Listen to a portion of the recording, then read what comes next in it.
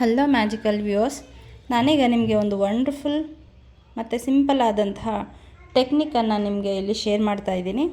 ಇದನ್ನು ನೀವು ಸರಿಯಾಗಿ ಬಳಸ್ಕೊಂಡ್ರೆ wealth, prosperity, abundance, health, love in relationship ಏನನ್ನು ಬೇಕಾದರೂ ಕೂಡ ನೀವು ಮ್ಯಾನಿಫೆಸ್ಟೇಷನ್ ಮಾಡಬಹುದು. ಅದು ಕೇವಲ 5 ದಿನದಲ್ಲಿ. ಆಶ್ಚರ್ಯ ಆಗ್ತಾ ಇದೆ ಅಲ್ಲ? ಸೊ ಇದ್ರ ಬಗ್ಗೆ ತಿಳ್ಕೊಬೇಕು ಅಂತಂದರೆ ಖಂಡಿತ ಈ ವಿಡಿಯೋನ ಕೊನೆ ತನಕ ನೋಡಿ. ಯಾರ್ಯಾರೆಲ್ಲ ಇನ್ನೂ ಸಬ್ಸ್ಕ್ರೈಬ್ ಆಗಿಲ್ಲ ನನ್ನ ಚಾನಲ್ಗೆ ಖಂಡಿತ ಸಬ್ಸ್ಕ್ರೈಬ್ ಆಗಿ. ಸೊ ನಿಮ್ಮ ಫ್ರೆಂಡ್ಸ್ಗೆ ಅಟ್ಲೀಸ್ಟ್ 3 ಜನಕ್ಕೆ ಈ ಟೆಕ್ನಿಕನ್ನು ಶೇರ್ ಮಾಡಿ, ಅವ್ರಿಗೂ ಕೂಡ ಇದರಿಂದ ಸಹಾಯ ಆಗಬಹುದು. ಸೊ ಇಷ್ಟು ತುಂಬ ಪರಿಣಾಮಕಾರಿಯಾದಂತಹ ಸಿಂಪಲ್ ಆದಂತಹ ಈ ಟೆಕ್ನಿಕನ್ನು ನಾವು 5x55 ಮ್ಯಾನಿಫೆಸ್ಟೇಷನ್ ಟೆಕ್ನಿಕ್ ಅಂತ ಹೇಳ್ತೀವಿ. ನೀವು ಶ್ರೀಮಂತರಾಗಬೇಕು ಅಂತ ಆಸೆ ಪಡ್ತಾ ಇದ್ದೀರಾ? ನೀವು ಅಟ್ರಾಕ್ಟಿವ್ ಆಗಿ ಕಾಣಬೇಕು ಅಂತ ಆಸೆ ಪಡ್ತಾ ಇದ್ದೀರಾ? ಹಾಗೆ ನೀವು ಯಾವುದಾದ್ರೂ ವ್ಯಕ್ತಿನ ಅಟ್ರ್ಯಾಕ್ಟ್ ಮಾಡಬೇಕು ಅಂತ ಆಸೆ ಪಡ್ತಾ ಇದ್ದೀರಾ? ಖಂಡಿತ ಇದೆಲ್ಲ ನಿಮ್ಮ ಮೈಂಡನ್ನು ಬಳಸಿ ಅಟ್ರ್ಯಾಕ್ಟ್ ಮಾಡೋದಕ್ಕೆ ಸಾಧ್ಯ.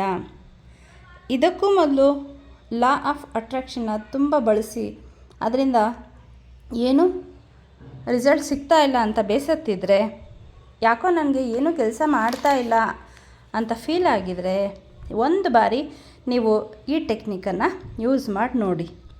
ಹಾಗಿದ್ರೆ ಈ 555 ಟೆಕ್ನಿಕ್ ಅಂದರೆ ಏನು, ಇದನ್ನು ಹೇಗೆ ಮಾಡಬೇಕು, ಈ ಟೆಕ್ನಿಕ್ ಅದನ್ನು ಹೆಸರು ನೋಡಿದ ತಕ್ಷಣ ಖಂಡಿತ ಸುಲಭವಾಗಿ ಒಂದು ಮಗು ಕೂಡ ಅರ್ಥ ಮಾಡ್ಕೊಳ್ಳೋ ಥರ ಇದೆ. ನಿಮಗೆ ಏನು ಮ್ಯಾನಿಫೆಸ್ಟೇಷನ್ ಮಾಡಬೇಕು ಅಂತಿದೆಯೋ ಅದನ್ನು 5 ದಿವಸ 55 ಸಾರಿ ಬರಿಬೇಕಾಗತ್ತೆ. ಈಗ ನಿಮ್ಗೆ ಅನ್ನಿಸ್ತಿರ್ಬಹುದು 5 ದಿನ 55 ಸಾರಿ ಬರೆಯೋದ್ರಿಂದ ಏನಾಗುತ್ತೆ ಅಂತ. ನೀವು ಏನಾದರೂ ಬರೆದಾಗ ನಿಮ್ಗೆ ಅನ್ನಿಸ್ಬೋದು ನಾವು ಸುಮ್ಮನೆ ಬರಿತಾ ಇದ್ದೀವಿ ಅಂತ. ಆದರೆ ನಿಮ್ಮ ಮೈಂಡು ಮತ್ತು ಸಬ್ಕಾನ್ಷಿಯಸ್ ಮೈಂಡಲ್ಲಿ ಅದು ವರ್ಕ್ ಮಾಡ್ತಾ ಇರುತ್ತೆ. ಸೊ ಅದು ನಿಮ್ಮ ಸಬ್ಕಾನ್ಷಿಯಸ್ ಮೈಂಡಲ್ಲಿ ಪ್ರಿಂಟ್ ಆಗುತ್ತೆ. ಸೊ ಆ ಮೆಸೇಜು ಯೂನಿವರ್ಸ್ಗೆ ಹೋಗಿ ತಲುಪತ್ತೆ. ಸೊ ಯಾವುದನ್ನ ನೀವು ಯಶಸ್ವಿಯಾಗಿ ಯೂನಿವರ್ಸ್ಗೆ ಮೆಸೇಜನ್ನು ತಲುಪಿಸ್ಲಿಕ್ಕೆ ಯಶಸ್ವಿ ಆಗ್ತೀರ, ಆಗ ಖಂಡಿತ ನಿಮಗೆ ಅದು ಬಹಳ ಬೇಗ ಮ್ಯಾನಿಫೆಸ್ಟ್ ಆಗಿ ಬರುತ್ತೆ. ಈ ಒಂದು ಟೆಕ್ನಿಕ್ ಬಗ್ಗೆ ಡಾಕ್ಟರ್ ಗಿಲ್ಮಿಂತಾಸ್ ಅನ್ನೋಂತಹ ಒಬ್ಬ ಸೈಕಾಲಜಿಸ್ಟು ಒಂದು ಎಕ್ಸ್ಪೆರಿಮೆಂಟ್ ಮಾಡ್ತಾರೆ. ಇದರಲ್ಲಿ ಅವರು 257 ಜನರನ್ನು 2 ಗ್ರೂಪಾಗಿ ಮಾಡಿ, ಎ ಗುಂಪಿನ ಜನರಿಗೆ ಮಲಗೋದಕ್ಕಿಂತ ಮುಂಚೆ ಅವರ ಡ್ರೀಮ್ಸನ್ನು, ಗೋಲ್ಸನ್ನು ವಿಜುವಲೈಸ್ ಮಾಡಿ ಮಲಗಲಿಕ್ಕೆ ಹೇಳ್ತಾರೆ. ಮತ್ತೊಂದು ಗುಂಪಿಗೆ ಅವರ ಡ್ರೀಮ್ಸ್ ಮತ್ತು ಗೋಲ್ಸನ್ನು ಫುಲ್ ಇಮೋಷನ್ ಸಮೇತ ಮಲಗೋದಕ್ಕಿಂತ ಮುಂಚೆ ಬರೆಯೋಕ್ಕೆ ಹೇಳ್ತಾರೆ. ಈ ಎಕ್ಸ್ಪೆರಿಮೆಂಟನ್ನು ಅವರು 6 ತಿಂಗಳುಗಳ ಕಾಲ ಮಾಡ್ತಾರೆ. 6 ತಿಂಗಳುಗಳ ಕಾಲ ನಂತರ ಬಂದ ರಿಸಲ್ಟ್ಗೆ ಖಂಡಿತ ಅವರು ಶಾಕ್ ಆಗ್ತಾರೆ. ಮಲಗೋಕ್ಕೆ ಮುಂಚೆ ಫುಲ್ ಇಮೋಷನ್ಸ್ ಸಮೇತ ಜೊತೆ ಪೇಪರ್ನಲ್ಲಿ ಬರೆದಂತಹ ಗ್ರೂಪ್ ಬಿ ಜನರೆಲ್ಲರಿಗೂ ಕೂಡ 100% ಅವರ ಗೋಲ್ಸು ಮ್ಯಾನಿಫೆಸ್ಟೇಷನ್ ಆಗಿ ಬಂದಿರುತ್ತೆ. ಬಟ್ ಮಲಗೋಕ್ಕಿಂತ ಮುಂಚೆ ವಿಜುವಲೈಸ್ ಮಾಡಿ ಮಲಗದಂತಹ ಎ ಗ್ರೂಪ್ನವ್ರಿಗೆ ಇನ್ನೂ ಅವರ ಗೋಲ್ಸ್ನಲ್ಲಿ ಅಚೀವ್ ಮಾಡೋದರಲ್ಲಿ ಸಕ್ಸಸ್ ಸಿಕ್ಕಿರಲಿಲ್ಲ. ಹಾಗಂದರೆ ನೀವು ಅನ್ಬೋದು ವಿಜುವಲೈಸೇಷನ್ ಕೆಲಸ ಮಾಡಲ್ವಾ ಅಂತ. ಖಂಡಿತ ಮಾಡುತ್ತೆ. ಇದು ಒಂದು 100% ಖಂಡಿತ ವರ್ಕ್ ಆಗುತ್ತೆ. ಇದೊಂದು ಪವರ್ಫುಲ್ ಸ್ಕಿಲ್ ಕೂಡ. ಆದರೆ ಅದನ್ನು ಮಾಡೋದರಲ್ಲಿ ನಾವು ಎಡವ್ತೀವಿ. ಹಾಗಾಗಿ ಅದು ಸ್ವಲ್ಪ ರಿಸಲ್ಟು ಕೊಡೋದ್ರಲ್ಲಿ ಸ್ವಲ್ಪ ಲೇಟ್ ಆಗುತ್ತೆ. ಸೊ ಆದರೆ ಪೇಪರ್ನಲ್ಲಿ ತಮ್ಮ ಗೋಲ್ಸನ್ನು ಫುಲ್ ಎಮೋಷನ್ಸ್ ಸಮೇತ ಬರೆದಂತಹ ಗ್ರೂಪ್ ಬಿಯ ಸಕ್ಸಸ್ಗೆ ಗಿಲ್ಮಿಂತಾಸು ಕಾರಣ ಏನು ಅಂತ ಹುಡುಕಿದಾಗ ಅವರು ಈ ಒಂದು ಕಾರಣನ ಅವರಿಗೆ ತಿಳಿಯುತ್ತೆ. ಅದೇನಪ್ಪ ಅಂದರೆ, ನಮ್ಮ ಮೆದುಳಲ್ಲಿ 2 ಪಾರ್ಟ್ಸ್ ಇದೆ. ಒಂದು ಲೆಫ್ಟ್ ಪಾರ್ಟು ಮತ್ತು ರೈಟ್ ಪಾರ್ಟು. ಇದೆರಡೂ ಕೂಡ ನ್ಯೂರಲ್ ಫೈಬರ್ ಅನ್ನೋ ಅಂತಹ ಒಂದು ಪಾರ್ಟಿಂದ ಏನಾಗುತ್ತೆ, ಕನೆಕ್ಟ್ ಆಗುತ್ತೆ. ಸೊ ಈ ನ್ಯೂರಲ್ ಫೈಬರ್ನ ಸಹಾಯದಿಂದ ಈ 2 ಹೆಮಿಸ್ಫಿಯರ್ ಏನಾಗುತ್ತೆ, ವಿಷಯಗಳನ್ನು ಎಕ್ಸ್ಚೇಂಜ್ ಮಾಡ್ಕೊಳ್ಳುತ್ತೆ. ಸೊ ಫುಲ್ ಇಮೋಷನ್ಸಿಂದ ಗ್ರೂಪ್ ಬಿ ಅವರು ಪೇಪರ್ ಮೇಲೆ ತಮ್ಮ ಗೋಲ್ಸನ್ನು ಬರಿತಾ ಇದ್ದರು. ಆಗ ಅವರ ಬ್ರೈನ್ನಲ್ಲಿ ತುಂಬ ಸ್ಟ್ರಾಂಗ್ ಕನೆಕ್ಷನ್ ಉಂಟಾಗ್ತಾ ಇತ್ತು. ಈ ಕಾರಣದಿಂದ ಏನಾಗ್ತಾ ಇತ್ತು, ಅವರ ರೈಟ್ ಬ್ರೈನ್ನಲ್ಲಿ ಇಮ್ಯಾಜಿನೇಷನ್ ಸ್ಟ್ರಾಂಗ್ ಆಗಿ ಎಲೆಕ್ಟ್ರಿಕಲ್ ಸಿಗ್ನಲ್ಸ್ ಆಗಿ ಕನ್ವರ್ಟ್ ಆಗಿ ಅವರ ಲೆಫ್ಟ್ ಬ್ರೈನ್ಗೆ ಎಕ್ಸ್ಚೇಂಜ್ ಆಗ್ತಾಯಿತ್ತು. ಈ ಕಾರಣದಿಂದಾಗಿ ನಾವು ಲಾಜಿಕಲ್ಲಾಗಿ ಥಿಂಕ್ ಮಾಡೋಕ್ಕೆ ಸಾಧ್ಯ ಆಗುತ್ತೆ. ಈ ಕಾರಣದಿಂದಾಗಲೇ ಸ್ಟ್ರಾಂಗ್ ಎಲೆಕ್ಟ್ರಿಕಲ್ ಸಿಗ್ನಲ್ಸು ಅವರ ಸಂಪೂರ್ಣ ಶರೀರದಲ್ಲಿ ಇಡೀ ರಾತ್ರಿ ಸರ್ಕ್ಯುಲೇಟ್ ಆಗ್ತಾಯಿತ್ತು ಮತ್ತು ಶರೀರದ ಎಲ್ಲ ಭಾಗದಲ್ಲಿನ ಒಂದೊಂದು ಅಣುವಿನ ಜೊತೆಗೂ ಕಮ್ಯುನಿಕೇಟ್ ಆಗ್ತಾಯಿತ್ತು. ಈ ಕಾರಣದಿಂದಾಗಿ ಗ್ರೂಪ್ ಬಿನ ಜನರು ತಮ್ಮ ಗೋಲ್ ಬಗ್ಗೆ ಅವರಿಗೆ ಗೊತ್ತಿಲ್ಲದಂತೆ ಅದರ ಸದಾ ಅವರ ಮನಸ್ಸಿನಲ್ಲಿ ಜಾಗೃತವಾಗಿ ಆ ಗೋಲ್ಸು ಇರ್ತಾಯಿತ್ತು. ಅವರು ಈ ಕೆಲಸನ ರಾತ್ರಿ ಮಲಗೋಕ್ಕಿಂತ ಮುಂಚೆ ಮಾಡ್ತಾ ಇದ್ದಿದ್ದರಿಂದಾಗಿ ಅವರ ಸಬ್ಕಾನ್ಷಿಯಸ್ ಮೈಂಡು ಅವರ ಸ್ಟ್ರಾಂಗ್ ಎಲೆಕ್ಟ್ರಿಕಲ್ ಸಿಗ್ನಲ್ಸ್ನ ಅಕ್ಸೆಪ್ಟ್ ಮಾಡ್ಕೊಳ್ತಾ ಇತ್ತು. ಇದರಿಂದ ಅವರ ಗೋಲ್ಸು ಸಬ್ಕಾನ್ಷಿಯಸ್ ಮೈಂಡ್ಗೆ ಅದು ಅವರ ಗೋಲ್ಸು ಅದೆಲ್ಲ ಏನು ಕಾಲ್ಪನಿಕ ಕಥೆ ಆಗಿರಲಿಲ್ಲ, ಅವರ ಕಾನ್ಷಿಯಸ್ ಮೈಂಡ್ ಜೊತೆ ಸೇರಿ ಅದು ರಿಯಲ್ ಆಗಿ ಇದು ರಿಯಾಲಿಟಿ ಅನ್ನೋ ಥರ ಅವ್ರಿಗೆ ಸಬ್ಕಾನ್ಷಿಯಸ್ ಮೈಂಡಲ್ಲಿ ಪ್ರಿಂಟ್ ಆಗ್ತಾಯಿತ್ತು. ಸೊ ಅವರು ಬೆಳಗ್ಗೆ ಎದ್ದಾಗ ರಾತ್ರಿಯಲ್ಲಿ ಅವ್ರು ಬರೆದಂತಹ ಗೋಲು ಅವರ ಮೆದುಳಲ್ಲಿ ಹರಿದಾಡ್ತಾನೇ ಇತ್ತು ಮತ್ತು ಪದೇ ಪದೇ ಅವ್ರಿಗೆ ಅದೇ ಯೋಚನೆ ಬರ್ತಾಯಿತ್ತು. ಹಾಗಾಗಿ ಅವರು ಬೇಡ ಅಂದ್ರೂ ಕೂಡ ಅವರು ತಮ್ಮ ಕನಸಿನ ಸಾಕಾರಕ್ಕಾಗಿ ಕೆಲಸ ಮಾಡಬೇಕಾಗಿ ಬಂತು. ಆದರೆ ಗ್ರೂಪ್ ಎನಲ್ಲಿ ಏನಾಯಿತು, ಅವರ ರೈಟ್ ಹೆಮಿಸ್ಫಿಯರ್ ಮಾತ್ರ ಆ್ಯಕ್ಟಿವೇಟ್ ಆಗಿತ್ತು. ಯಾಕಂದರೆ ಅಲ್ಲಿ ಅವರು ಬರೀ ಇಮ್ಯಾಜಿನೇಷನ್ನು ಮತ್ತು ಥಾಟ್ಸನ್ನು ಮಾತ್ರ ಕ್ರಿಯೇಟ್ ಮಾಡಿದರು. ಅಲ್ಲಿ ಅವರ ಲಾಜಿಕಲ್ ಮೈಂಡು ಆ್ಯಕ್ಟಿವೇಟೇ ಆಗಿರಲಿಲ್ಲ. ಸೊ ಲಾಜಿಕಲ್ ಮೈಂಡ್ ಆ್ಯಕ್ಟಿವೇಟ್ ಆಗಿಲ್ಲದೆ ಇದ್ದಿದ್ದರಿಂದ ಇವರ ಒಂದು ಗೋಲ್ಸು ಲೆಫ್ಟ್ ಮತ್ತು ರೈಟ್ ಹೆಮಿಸ್ಫಿಯರ್ ಮಧ್ಯೆ ನ್ಯೂರೋಫೈಬರ್ ಜೊತೆ ಸೇರಿ ಕನೆಕ್ಷನ್ ಆಗೇ ಇರಲಿಲ್ಲ ಮತ್ತು ಎಕ್ಸ್ಚೇಂಜ್ ಕೂಡ ಆಗಿರಲಿಲ್ಲ. ಆ ಕಾರಣದಿಂದ ಅವರ ಕನಸು ಗೋಲ್ಸು ಸಬ್ಕಾನ್ಷಿಯಸ್ ಮೈಂಡ್ಗೆ ತಲುಪೇ ಇರಲಿಲ್ಲ. ಸೊ ಬೆಳಗ್ಗೆ ಎದ್ದ ಮೇಲೆ ಅವ್ರಿಗೆ ರಾತ್ರಿ ಅವ್ರು ಏನು ವಿಜುವಲೈಸೇಷನ್ ಮಾಡಿದ್ರು, ಅವರ ಗೋಲ್ಸ್ ಏನು ಅದು ಅವ್ರಿಗೆ ನೆನಪೇ ಇರ್ತಿರ್ಲಿಲ್ಲ ಅಥವಾ ಅದರ ಪ್ರಭಾವ ಕಡಿಮೆ ಆಗಿರ್ತಾ ಇತ್ತು. ಹಾಗಾಗಿ ಅವರಿಗೆ ಅವರ ಕನಸನ್ನು ಸಾಕಾರಗೊಳಿಸಲಿಕ್ಕೆ ಸಾಧ್ಯ ಆಗಿರಲಿಲ್ಲ. ಸೊ ಈಗ ಹೇಗೆ ಈ 5-5 ಟೆಕ್ನಿಕ್ 5-5-5 ಟೆಕ್ನಿಕ್ ಅಥವಾ 3-3-3 ಟೆಕ್ನಿಕ್ಕು 11-11 ಟೆಕ್ನಿಕ್ ಹೇಗೆ ವರ್ಕ್ ಆಗುತ್ತೆ ಅನ್ನೋದು ಗೊತ್ತಾಗಿರಬೇಕು ಅಂತ ಅನ್ಕೋತೀನಿ. ಸೊ ನಿಮಗೆ ಈ ಟೆಕ್ನಿಕ್ ಮಾಡಲಿಕ್ಕೆ ಕೇವಲ ಒಂದು ಪೆನ್ನು, ಒಂದು ಬುಕ್ಕು ಅಥವಾ ಪೆನ್ಸಿಲ್ ಇದ್ದರೆ ಸಾಕು. ಇದರಲ್ಲಿ ನೀವು ನಿಮ್ಮ ಜೀವನದ ಎಲ್ಲ ಗೋಲ್ಸ್ ಬಗ್ಗೆ ಗಮನ ಹರಿಸೋ ಹಾಗಿಲ್ಲ, ಕೇವಲ ಒಂದು ಗೋಲನ್ನು ಮಾತ್ರ ಫೋಕಸ್ ಮಾಡಬೇಕು.